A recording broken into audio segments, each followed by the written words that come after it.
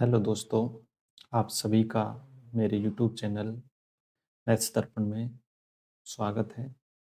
और सबसे पहले मैं सभी मतदाताओं को एक अत्यंत आवश्यक सूचना देना चाहता हूँ, जो अपनी इलेक्शन विभाग द्वारा डाला गया है कि आपका जो एसआईआर प्रोग्राम चल रहा है, मतदाता सूची विशेष गहन पुनरीक्षण कार्यक्रम, इसमें सभी मतदाताओं से अपील की जाती है कि वे बीएलओ का विशेष सहयोग करें और उनकी जितनी भी आप सहायता करोगे वे आपके लिए उतना ही अच्छा रहेगा। देखो, आपके ऐसा यदि आपका नाम मैपिंग लिंकेज है, यानी कि आपकी 2002 वाली जो सूची है उसमें अगर आपका नाम है, आपके जो भी रिलेटिव हैं उनका नाम है, तो आपको सीधा है बीएलओ आपके जल्द घर आएगा और आपसे जो भी क्या-क्या करना है, तो आपको ऑलरेडी पहले ही तैयारी करके रखनी है कि आपको क्या-क्या उनको प्रोवाइड करवाना है।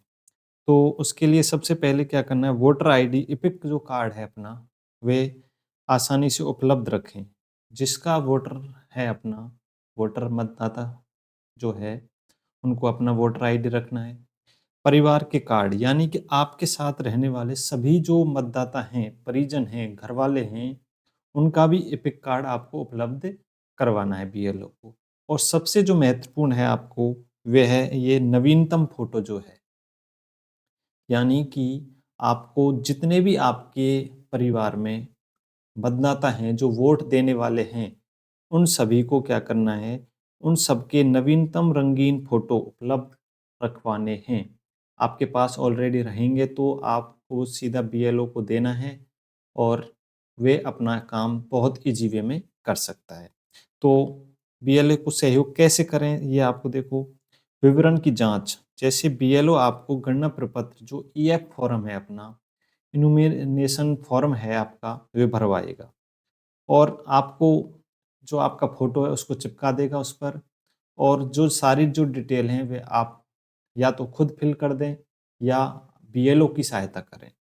और लास्ट में देखो क्या करना है आपको, अंगूठा या निशान लगाएँ और नवीनतम फ़ोटो चिपका दें और जहाँ भी हस्ताक्षर करवाना है, बीएलओ महोदय अपना आप करवाएँगे और वहाँ पे आपको ये अंगूठा लगवाना है। परिवार की जानकारी आपको ये सभी पुष्टि, लेकिन जिनका नाम मैपिंग में नहीं है, उनको क्या करना है देखो, यदि आपका नाम पिछली सूची यानी कि जो पिछला जो अपना विशेष पुनरीक्षण कार्यक्रम था 2002 वाला, उसमें आपका मैपिंग नहीं हुआ, तो उसके लिए आपको क्या है कि 9 दिसंबर तक का आपको वेट करना है। 9 दिसंबर के बाद में आपको अपनी पात्रता साबित करने के लिए अतिरिक्त दस्तावेज देने होंगे या जो भी अपना अपना विभाग द्वारा, इलेक्शन विभाग द्वारा जो भी जानकारी दी जाएगी, वे आपको उपलब्ध करवानी पड़ेगी। तो ये अपना बाद में, लेकिन जिनका लिंक है, मैपिंग है, उनके लिए ये है। तो सभी मेरे मतदाताओं से आपको अपील रहेगी कि सभी बीएलओ साथियों का आप सहयोग करें। चलो, थैंक यू। ये तो था अपनी मतदाताओं के लिए। अब आपने जो बीएलओ जो साथी हैं, उनके लिए एक अपडेट है।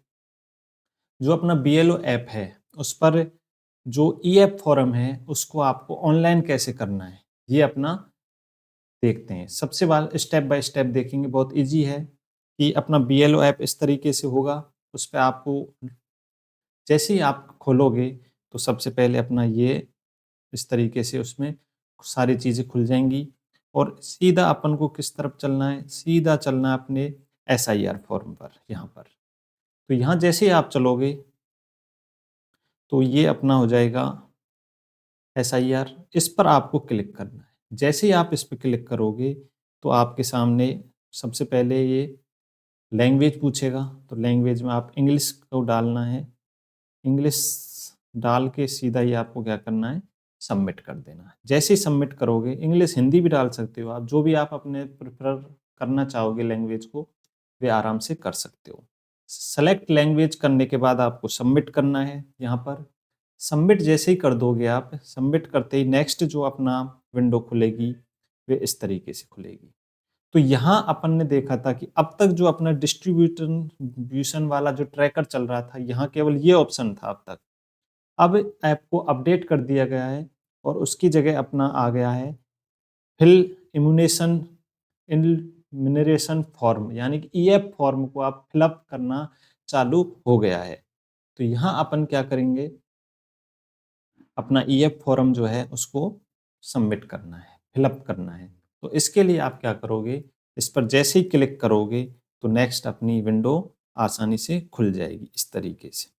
जैसे ही खुलेगी आपको सबसे पहले देखो ये स्कैनर वाला जो है कैमरा, यहाँ अपन जो फॉर्म है जो आपने कलेक्ट कर लिया है और उसको आपको ऑनलाइन करना है, तो बीएलओ साथी क्या करेंगे कि जो भी अपना फॉर्म है उसको लेंगे जिसको अपन को फिलअप करना है, और उसमें जो क्यूआर कोड है ऊपर की तरफ, वहाँ उस क्यूआर कोड को क्या करना है, स्कैन करना है।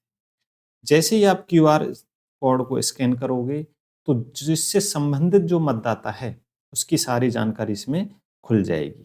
तो जैसे ही आपकी इस मतदाता की जो देखो यहाँ आपका फॉर्म खुलेगा इस तरीके से, जिसमें बीएलओ मैप्ड, यानी कि जिसने मैप जो हो चुकी हैं 2002 वाली सूची से, जिनका मैप हो चुका है अपने ऐप पर, उनकी यहाँ डिटेल्स खुल जाएगी। ये 3 सिस्टम आएंगे अपने, सिस्टमैटिक सजेस्टेड और सर्च।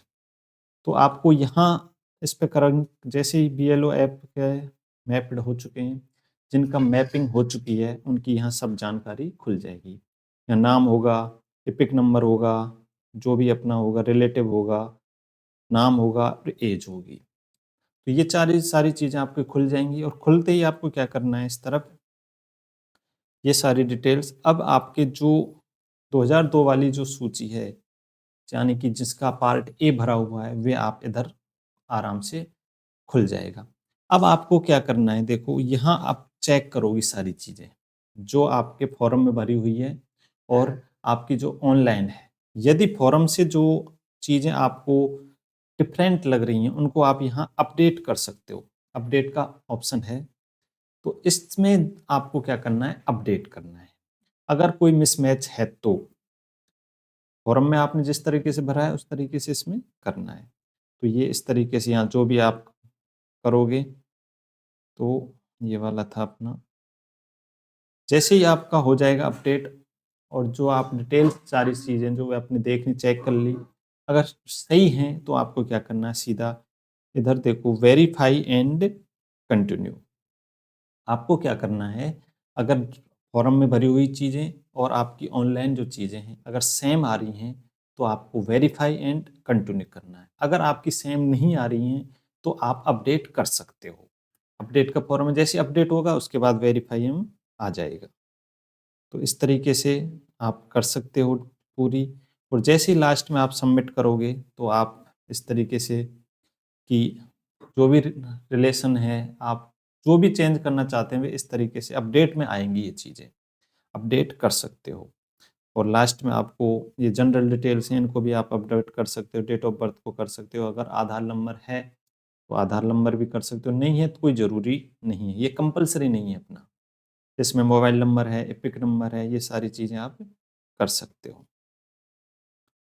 इस तरीके से आपकी सारी चीज़ें आ जाएंगी। लास्ट में देखो आपका जो फॉर्म है, अपलोड ईएफ फॉर्म, ठीक है।